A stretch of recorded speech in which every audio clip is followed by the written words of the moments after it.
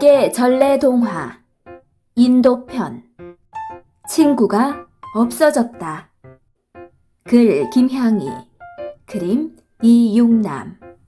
옛날 인도에서 있었던 일이에요. 한 스승과 12제자가 여러 나라를 돌아다니며 깨달음을 얻기로 했어요. 그런데 스승과 12제자는 좀 어리석은 데가 있었답니다. 어느 날 스승과 12제자가 강가에 도착했어요. 제자들이 강을 건너려고 하자 스승이 소리쳤어요. 물러서라! 이 강은 위험해!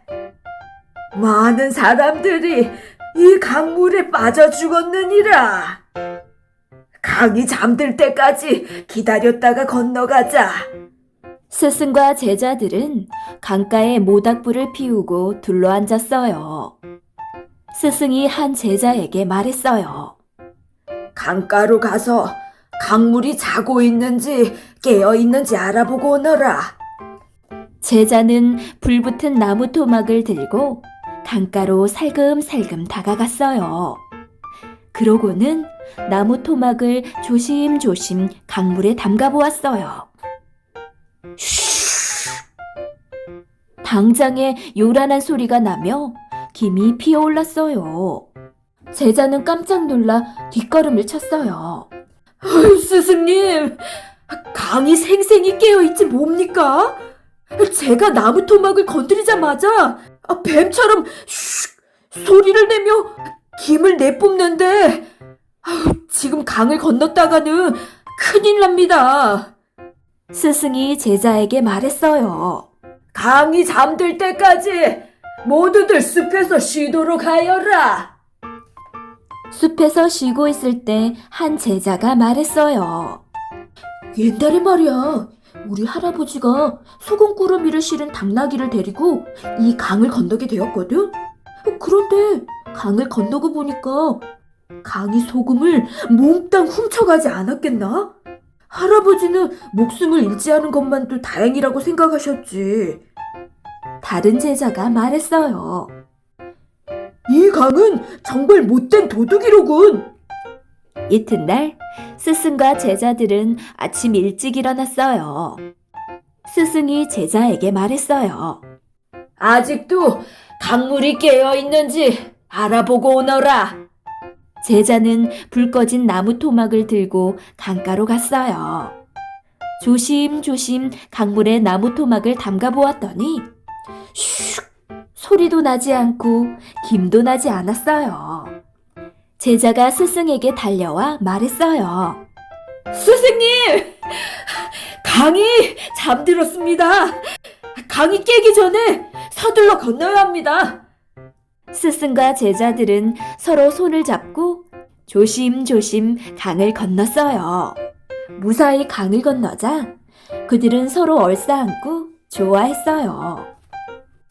그때 제자 한 명이 말했어요.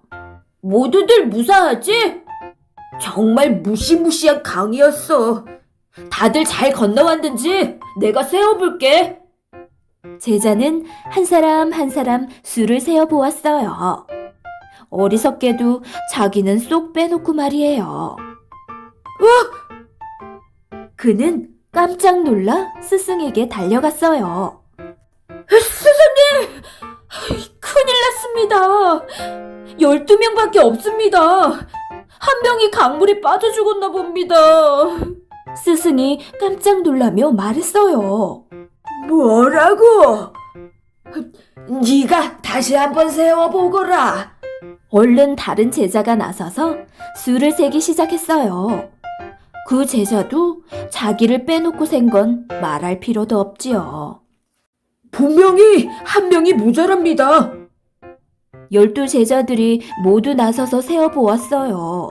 몇 번을 세어도 12명밖에 되지 않았어요. 스승이 나서서 세어보았지만 마찬가지였어요. 스승과 12제자는 친구 한 명을 잃었다고 울고불고 난리를 피웠어요. 그리고 친구를 앗아간 강물에게 온갖 욕설을 퍼부었어요. 이 나쁜 강물아! 너는 죄 없는 우리 친구를 삼켰어! 못된 강물아!